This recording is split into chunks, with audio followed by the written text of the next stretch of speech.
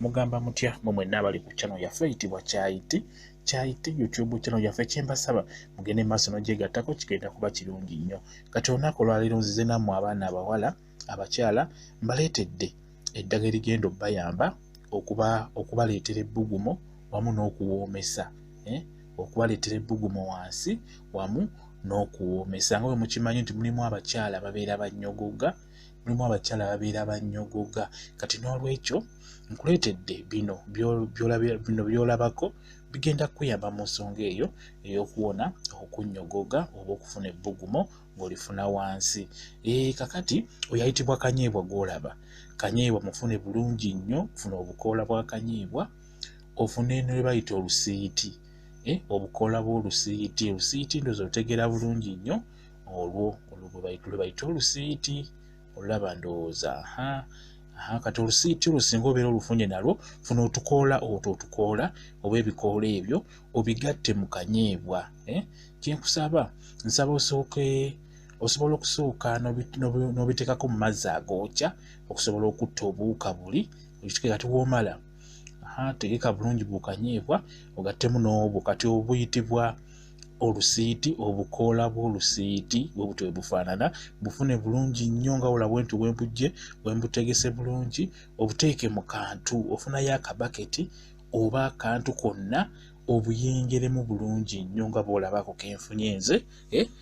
Buteekemu obwo bukoola bw'olusiiti bulungi nnyo buleeta ebbugumo, buwoomesa wansi, mukitegeera ndowooza bulungi nnyo obwo bukoola bw'olusiiti. Bw'obugattamu Kanyebwa ate kijja kuba kirungi nnyo, kijja kutabuka butabusi kuba ne Kanyebwa naye mulungi nnyo ku nsonga eyo ey'okuwoomesa wamu n'okuleeta ebbugumo wansi. Kati bw'omala obigatta ewa mu biyenge bw'otyo nga bulamu ndi mu biyenga, nkugambye sooka obiwummuzeeko mu mazzi agookya obuwuka bufe n'oluvannyuma obiyengere mu mazzi ago agannyogoga mpola mpola.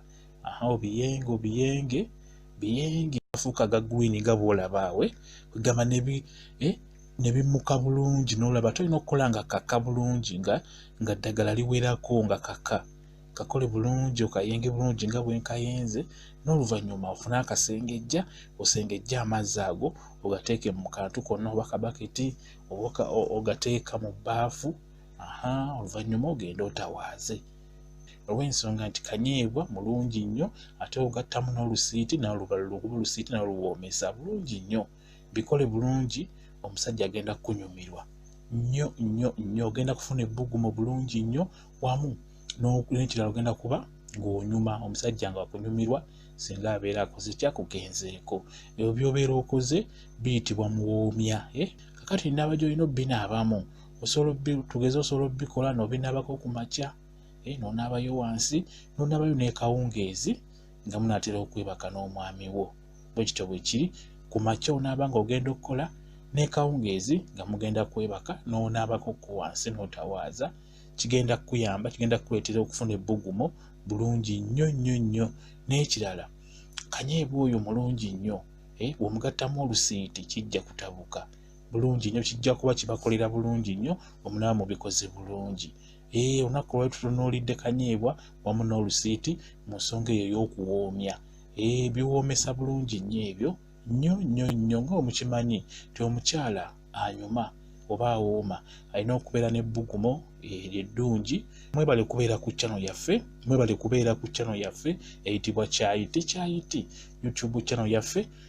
Mugende mu maaso n'ogyegattako kijja kuba kirungi nnyo. Mbaagala nnyo mubeere bulungi, mweraba.